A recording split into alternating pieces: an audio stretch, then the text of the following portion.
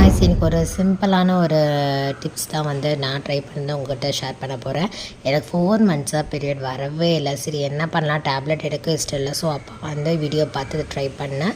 தண்ணி நல்லா கொதிக்கும் போது கொஞ்சம் வந்து குருமிளகு, கொஞ்சோண்டு சோம்பு, சீரகம் எல்லாம் எடுத்துகிட்டு 1க்கு 2 தட்டி கொதிக்கிற தண்ணியில் போட்டு நல்லா கொதிக்க வச்சேன். கூட கொஞ்சம் ஓமம் ஆட் பண்ணிக்கோங்க இருந்துச்சுன்னா. அண்ட் தென் வந்து இஞ்சியும் நல்லா தட்டி போட்டு அதையும் வந்து ஆட் பண்ணி நல்லா கொதிக்க வைங்க.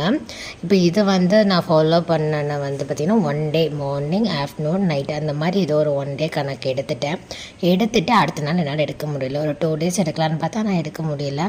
ஸோ விட்டுட்டேன். சரி வராது போல் எப்போ போல் தான் விட்டுட்டேன். பட் கரெக்டாக நான் 1 வீக் கழித்து எனக்கு பீரியட் ஆச்சு.